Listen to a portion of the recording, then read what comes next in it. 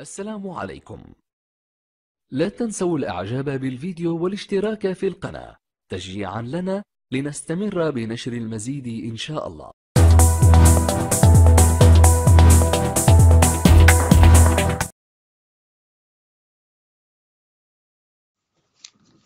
Bonjour, j'espère que vous allez bien et bonne santé. نتمنى تكونوا في أتم استعداد الجيد للامتحان وتكونوا أساتذة المستقبل إن شاء الله.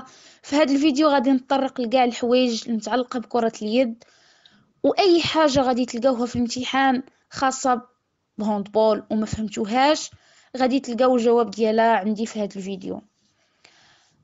أول حاجة غنطرق ليها هي أنني غادي نشرح الملعب والشكل ديالو. كما كنشوفوا في الصورة عندنا لو terrain de handball est rectangulaire, la longueur 40 mètres et largeur 20 mètres. هو مستطيل الشكل، طول ديالو 40 متر والعرض ديالو 20 متر. دونك la surface هي 20 fois 40. يعني ملي كنبغيو نحسبوا لا سيرفاس غنديرو الطول في العرض، يعني 40 في 20 باش تعطينا 800 متر كاري. عندنا واحد لا زون دو شونجمون. هذيك لا زون دو شونجمون فيها 4 متر ونص، وبالنسبه للمرمى فيها 3 متر في الطول و2 متر في العرض. وعقلوا عليها مزيان وهزوا شي دفتر شي حاجه بحال هكا وبداو يعني تكتبوا لي بوين اسونسييل، حيت هادشي بلي امبورطون بزاف كنلقاوهم في لي كيو سي ام وكلشي. يعني هاد الحوايج اللي كيبانوا لينا حنا بساط وانهم ما يمكنش يتحطوا ولا شي حاجه، نو كيكونوا بزاف في لي كيو سي ام. بالنسبه للمرمى كما قلت فيه 3 متر في الطول و2 متر في العرض. عندنا ديك لا زون دو شونجمون، يعني منطقه خاصه بالتغييرات، عندنا فيها دو بون دو توش. هاد المنطقه هي خاصه بالتغييرات ديال كل ايكيب، حيت شاك ايكيب contient 14 du joueur au maximum. 7 كيكونوا داخل الملعب كنسميوهم لو جوار دو شون، 6 كيكونوا لاعبين و1 كيكون غارديان، واحد كيكون غارديان، و7 هما اللي كيكونوا لينا في الاحتياط. وعندنا لا طابل اللي كتسيباري لينا هاد دو بون دو شون. فيها كرونوميترور يعني الميقاتي، كل ما يتعلق بالوقت، وحتى الاشخاص اللي كيتم الطرد ديالهم 2 دقائق. يعني هاد الميقاتي مسؤول لينا على اي حاجه متعلقه بالوقت. وكاين عندنا لو ماركور، حكم الطاوله، هو ريسبونسابل على لا فوي دو ماتش. كل ما يتعلق باللاعبين سواء الأخطاء سواء الأهداف سواء العقوبات. وعندنا دو زاربيتر كيكونوا وسط الملعب كيجاريو لنا المقابلة.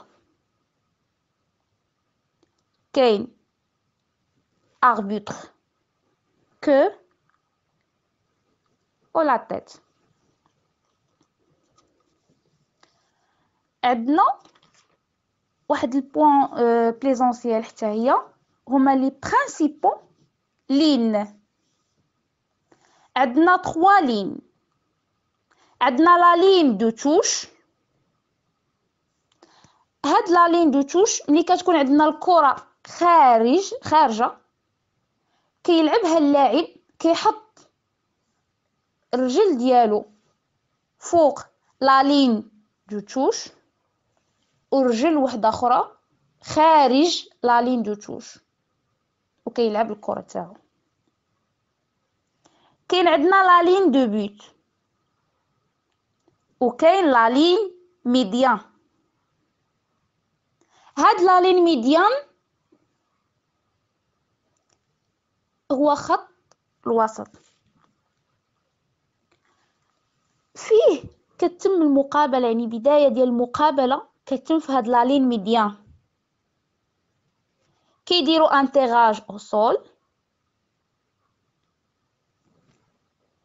اللي ربح سوا كياخد البالون سوا التيران. وباش تبدا المقابله كيحط الرجل تاعو فوق لا لين ميديان والرجل الاخرى كيحطها في الملعب ديالو في الجهه ديالو وكتنطلق المباراه.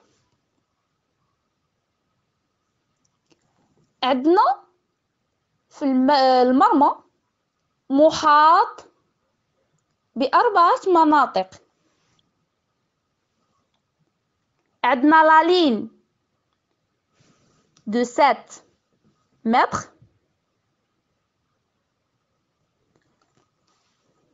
هاد منطقة 7 أمتار هي منطقة ضربة جزاء، يعني فيها تكتم ضربة جزاء.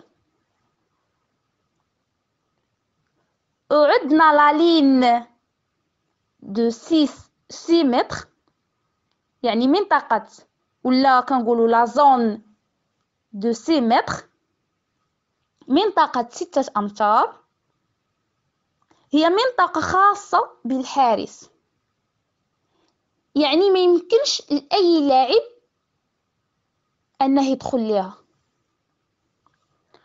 وعندها هاد المنطقة هادي عندها 3 ديال الأسماء، سواء كنقولوا لا سورفاس دو بوت ولا لا زون دو سيباراسيون ولا لا زون دو غارديان. وعندنا لا لين دو 9 متر، هاد لا لين فيها كتم الضربات الحرة، لو جي فرون. وكاين عندنا لا لين دو 4 متر est une ligne de limitation du gardien dans laquelle le gardien n'y a pas le droit d'aller à l'autre côté. هي منطقة ليميت لو غارديان، يعني الحارس ما يمكنش ليه يتجاوزها، غير مسموح ليه. نتمنى انكم تكونوا فهمتوني في هذا الفيديو، فهمتوا هاد النقاط كاملين اللي تطرقت ليهم، وان شاء الله نشوفكم في فيديو جديد ان شاء الله نشرحوا فيه لي فوت دو هاندبول. يا دمتم سالمين، وتشاركوا معنا في القناه ودخلوا لي فيديو وحدين اخرين كاينين في لاشين، راه غيفيدوكم كثر وكثر. اللي بغى يعني يتعمق ويزيد بزاف ديال لي زانفورماسيون وحدين اخرين في سواء في هاندبول سواء في اي حاجه خاصه بالسبور، يدخل لاشين ديالنا، راه فيها بزاف ديال لي فيديو زوينين وبسيطين، يعني بالزربه غادي يفهم، وكاينين اساتذه تبارك الله ما شاء الله كيشرحوا مزيان وغيفيدوكم ان شاء الله. Bonsoir, j'espère que vous allez bien et bonne santé. مرحبا بكم في التتمه ديال الهاندبول. في الفيديو الاول عرفنا شكل واجزاء ديال الملعب والدور ديال كل حاجه. اللي مازال ما شافش الفيديو الاول يدخل يتفرج فيه باش يكون داكشي متسلسل ومفهوم. كما عارفين ان اي لعبه الا ان عندها قواعد خصها تحترم، الا ما تحترماش كيتسمى فوت. في هذا الفيديو ان شاء الله غادي نعرفوا لي فوت لي بليز امبورطون في الهاندبول، هما راه كاينين بزاف، في هذا الفيديو عطينا واحد واحد المجموعه لي بليز امبورطون ولي مهمين بزاف. اولا عندنا مارشي، خطا المشي. à ne pas marcher avec la balle en main plus que 3 pas ou bien plus de 5 appuis. ممنوع تمشي بالكرة في يدك اكثر من 3 خطوات. نتمنى انكم تكونوا شديتوها وفي نفس الوقت نتوما كتسمعوا ليا وكتنوضيو. عندنا فوت دو 3 سكوند، خطأ 3 ثواني. Je peux pas conserver la balle en main plus de 3 secondes. ما يمكنش تحتفظ بالكرة في يدك أكثر من 3 ثواني. عندنا دريبلي ايرو دريبلي سيتادير دوبل دريبل، يعني الشخص اللي كيدريبلي ويحبس ويعاود يدريبلي سي اون فوت. à ne pas ceinturer, retenir, frapper, pousser et bloquer l'adversaire. عندنا faute de pied يعني خطأ لمس القدم. à ne pas toucher le ballon avec le pied ou dessous du genou. ممنوع لك تقيس الكرة برجليك، وملي كنقول رجليك يعني من الركبة لتحت. Il est interdit d'entrer à la zone de gardien avec le ballon en main. ممنوع تدخل المنطقة ديال الحارس وانت حامل الكرة. Il est interdit de toucher la ligne de 7 mètres pendant exécution d'une faute de 7 mètres. ممنوع تقيس خط 7 متر أثناء تسديد ضربة جزاء، وكتحط رجلك خارج الخط. واحد الرجل كتبقى ثابتة والاخرى كتحركها كيف بغيتي، كار الا حركتيهم بجوج غيتسمى خطأ. وفي الاثناء تسديد ديال ضربة جزاء اللاعبين سواء المهاجمين او المدافعين كيخرجوا من لا لين دو 9 متر. وفي حاله واحد من وفي حاله واحد من المدافعين قاس خط ديال 9 متر وانت كنتي لحتي الكره وما سجلتيش، الحكم كيعلن على خطأ وكتعاود ضربة جزاء من الاول. والعكس صحيح، الا كان احد المهاجمين هو اللي قاس خط لا لين دو 9 متر وانت كنتي سجلتي الهدف غيتحسب فوت وداك الهدف ما غاديش يتحسب. عندنا جو باسيف جو اغريسيف، ce sont des fautes. Il est interdit pour le gardien du but d'entrer ou sortir dans la zone de séparation avec ballon en main. ممنوع على الغارديان يدخل ولا يخرج من لا زون ديال سيباراسيون وهو عنده كرة في يديه. عندنا جو دو كوان. جو دو كوان هي ضربة زاوية. هاد الضربة ديال الزاوية كتكون في حالة اللي كيكون احد المدافعين قاس لينا الكرة وهي خارج خط المرمى، يعني الكرة قاسها وخرجت خط المرمى، هذه كتسمى زاوية. ولكن إلا كان الحارس هو اللي لمس الكرة ما كتسماش، يعني قبل خروجها من خط المرمى ما غنسميوش فوت. نتمنى تكونوا فهمتوني في هذه. يعني جون دو كوا ضربة زاوية كتحتسب زاوية إلا لمست لينا الكرة أحد المدافعين قبل خروجها من خط المرمى، ولا تحتسب ضربة زاوية إلا مسها الحارس قبل خروجها عن خط المرمى. نتمنى هاد النقطة تكونوا فهمتوها. عندنا لي شانجمون au handball se fait dans la zone de 4 mètres 5. يعني ما يمكنش شي لاعب غيجي حتى داخل المرمى داخل الملعب وغيتبادل مع صاحبه، ولا غيمشي حتى لا لين دو توش وغيتبادل مع صاحبه. باغ اكزومبل عندنا واحد لاعب داخل الملعب وكاين بي خارج الملعب، غيتبادلوا مع بعضياتهم. خاص حتى يخرج عاد يمكن البي يدخل. نتمنى هاد النقطة تكونوا فهمتوها واستوعبتوها معايا. Il est interdit de faire une passe au gardien du but quand il est dans la zone de séparation. ممنوع تمرير الكرة للحارس وهو في المنطقة ديالو. الحارس مسموح ليه في المنطقة ديالو فوت ديال 3 سكوند،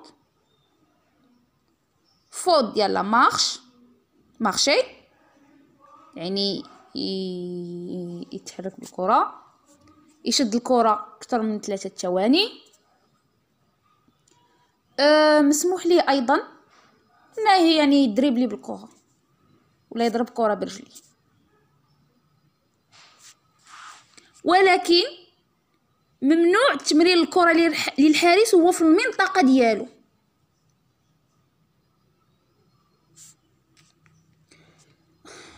في كل الحالات غادي نعطي واحد الحالة واحد الخلاصة اللي غادي تشمل لينا هاد لي فوت كاملين. Toutes les fautes de handball sont corrigées dans le terrain ou à la place اللي كتوقع فيها الخطأ. يعني البلاصة فين وقع الخطأ كيتصحح في نفس البلاصة ولا في وسط التيغ، إلا في حالة واحدة.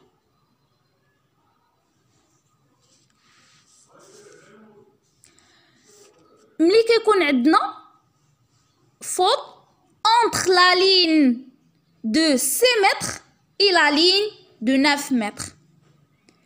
في هاد الحالة خاص الديفونسور يعطي 3 متر المهاجم، لهذا خاصو يخرج خارج لا لين دو 9 متر اللي كنسميوه جيفرون. هاد لا لين كيكون ديسكونتيني وداكشي علاش سموه جيفرون، يعني لا لين ديال الضربات الحرة. ان شاء الله نتمنى هذا الفيديو يكون يفيدكم. راه ذكرنا فيه كاع لي فوت اللي كاينين تقريبا. المهم هادو بلي زامبورطون الواحد يراجعهم، وكاينين في لي زيكزام يعني كتلقاهم في كي ام وكلشي. ان شاء الله انتظروا مني فيديو واحد اخر غادي نهضروا فيه على لي سانكسيون ديال الهاندبول. بونسوار، غادي نهضروا على لي شال ديال سانكسيون. عندكم دابا واحد التصويره كتبان لكم قدامكم، غتبعوا معايا غادي نشرح كل حاجه على حده. عندنا السلم ديال العقوبات. اول حاجه كاين افيرتيسمون سيتادير كارطون جون، بطاقه صفراء اللي كتعطى من طرف الحكم اللاعب. كاينين عندنا جوج حالات، un seul carton jaune pour un joueur يعني بطاقة واحدة بالنسبة للاعب، et 3 au maximum pour ليكيب، 3 على الأكثر بالنسبة للمجموعة ككل. ابخي كيتبعها لا بروميير اي لا دوزيام اكسكلوزيون، حيث كيتم طرد ديال اللاعب لمدة 2 مينوت،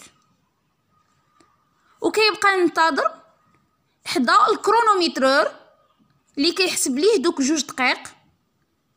ابخي كيقول ليه يدخل ملي كتسالي دوك 2 دقائق. مي la troisième exclusion pour la même joueur égale disqualification. C'est-à-dire بطاقة حمراء،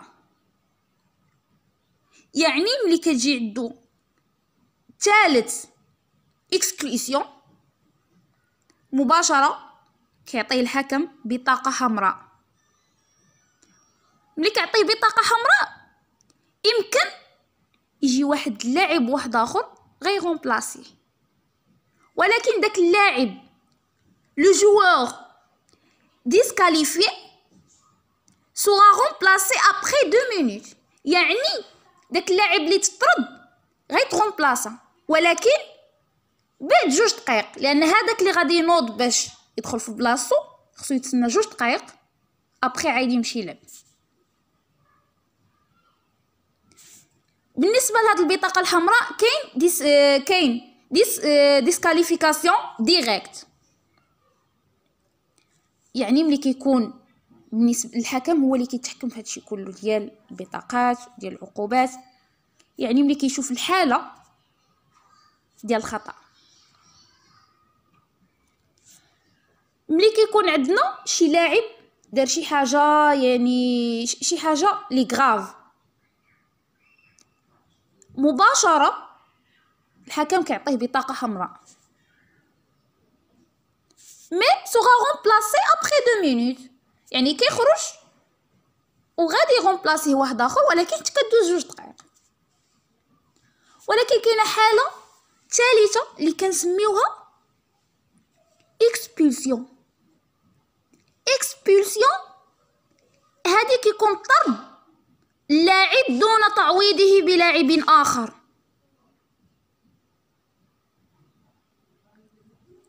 يعني أن ليكيب غادي تلعب ناقصة، كانوا كيلعبوا 7 غيوليو لاعبين 6 مقابلة كاملة، يعني حتى يسالي الشوط. يعني من اللي طرد الاخر اللاعب غيلعبوا ليكيب ناقصين حتى غادي تسالي ديك المباراة، حيت كتبقى السلطه التقديريه ديال الحكم، حيت هو اللي كيعرف خطوره ديال الخطا والعقوبه المناسبه ليها. نتمنى تكونوا انكم فهمتوا معايا وتبعتوا معايا في هاد يعني كتبان لكم الصوره ان كاين عندنا افيرتيسمون، يعني البطاقه الصفراء الاولى، ابخي كيتبعوها اكسكلوزيون لا بروميير ولا دوزيام، ميم ملي كنوصلوا لا تخوازيام كيوقع كتعطى بطاقه حمراء، وهذاك اللاعب اللي تعطاتو بطاقه حمراء كيتغومبلاصا باللاعب واحد اخر ولكن ابخي 2 مينوت. وكاين عندنا ديسكاليفيكاسيون ديريكت، يعني البطاقه الحمراء مباشره كتعطى من طرف الحكم اللي كيكون داير اللاعب شي فوت غراف، يعني الحكم اللي عنده السلطه التقديريه انه يعرف العقوبه اللي غادي توالم اللاعب في الحالة ارتكب واحد الخطأ معين. نتمنى انكم تفهموني في هذا الفيديو، راه درتو صغير يعني فيها 5 دقائق ولا 6 دقائق ما كملاش. المهم نتمنى نشوفكم في فيديو واحد اخر ان شاء الله، واللي ما فهم شي حاجه يخلي كومونتير. Temps de jeu.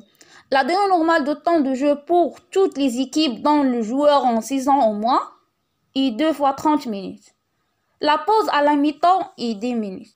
الوقت الأصلي للمباراة بالنسبة لكل الفريقين للاعبين كيكون عمرهم من 16 عام الفوق هو 2 في 30 دقيقة. ما بين الاشواط عندنا 10 دقائق ديال الاستراحه. Les équipes joueront des prolongations après une pause de 5 minutes. À la suite d'un match nul à la fin de temps de jeu réglementaire lorsqu'il faut déterminer un vainqueur. Le temps de prolongation consiste en demi-temps de 5 minutes, avec une pause d'1 minute.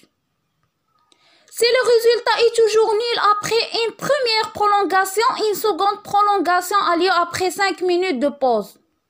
Cette prolongation est également de 2 fois 5 minutes. Avec une pause d'1 minute, si le résultat est encore nul, on déterminera le vainqueur en fonction des règlements particuliers de la compétition considérée. Signal de fin. بالنسبة ملي كنكونوا لاعبين في البطولة كيف ما كانت النتيجة كنلتجئوا للقانون ديال البطولة، لكن في الحالة ديال الكأس وكان التعادل ما بين الفريقين كنلتجئوا للأشواط الإضافية. مي قبل البداية ديال الأشواط الإضافية كتعطى 5 دقائق ديال الاستراحة للاعبين وكنديروا تيراج وصول. في كرة اليد كتعطى 5 دقائق لكل شوط، وما بين شوط وشوط كاينه 1 دقيقة ديال الاستراحة. وإلا استمر التعادل كيعاودوا اللاعبين يستريحوا 5 دقائق وكيدار تيراج وصول وكيلعبوا عاوتاني اشواط ما بين شوط وشوط كاينه دقيقه وكل شوط فيه 5 دقائق. وإلا بقات النتيجه نفسها يعني بقاو في التعادل كنلتجئوا للقانون ديال الكأس. Circonférence de ballon de handball est de 58 à 60 cm et le poids de ballon de handball est 425 à 475 grammes. Les changements. Les remplaçants peuvent entrer en jeu à n'importe quel moment et de façon répétée sans s'y présenter au chronomètre ou bien secrétaire. Dès que les joueurs à remplacer ont quitté l'heure de jeu. Les joueurs entrant et sortant toujours de l'aire de jeu en franchissant leur propre zone de changement. Ces exigences s'appliquent également au changement des gardiens de but. Un changement irrégulier doit être pénalisé d'une exclusion pour le joueur coupable. في الفيديو السابق كنا هضرنا ديجا على العقوبات ديال التغييرات وداكشي، ويعني في هذا الفيديو هذا هضرنا غير لو شونجمون يعني اون جينيرال هضرت عليه حيت كنت شرحته في الفيديوهات اللي قبل. التغييرات في كرة اليد غير محدودة ونفس الطريقة باش كيتغيروا اللاعبين كيتغير بها الحارس. نتمنى يكون هادشي يعني مفهوم. Le temps mort. Chaque équipe peut demander 3 temps morts d'équipe d'1 minute chacun par match, sauf durant les prolongations. Temps morts au maximum peuvent être accordés au cours de chaque mi-temps de temps de jeu réglementaire. Au cours de 5 dernières minutes de temps réglementaire, un seul temps mort est autorisé par équipe. يعني في كل فريق يمكن ليه يطلب 3 ديال الأوقات المستقطعة للمدة ديالها دقيقة، وهما كالتالي: وحدة في الشوط الأول، وحدة في الشوط الثاني، وحدة من الوقت النهائي للمقابلة في ال5 دقائق الأخيرة. L'engagement. Au début de match, l'engagement est exécuté par l'équipe qui gagne le tirage au sort et a choisi de commencer la partie avec le ballon en sa possession. يعني اللي غادي يشد الكرة غادي يحط الرجل ديالو في الخط الوسط والرجل الاخرى في الجهه ديال الملعب ديالو.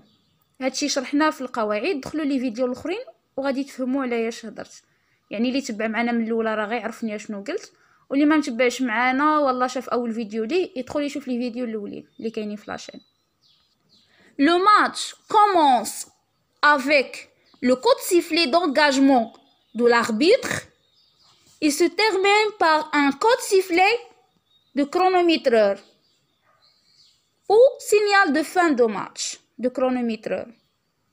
يعني في بداية المقابلة الحكم كيصفر وكيعلن على البداية ديال الماتش، لكن في نهاية المقابلة لو كرونوميترور هو اللي كيعطي سينيال ان الوقت سالى. ملي الحكم كيصفر مره واحده هادشي كيعني بدايه ديال المقابله وبدايه ديال الشوط الثاني، او خطا كيعلن على الخطا ولا بيلانتي. اما ملي كيصفر جوج المرات يعني تم تسجيل هدف. ملي كيصفر 3 المرات يعني نهاية الشوط الأول ولا نهاية مقابلة أو نهاية الأشواط الإضافية.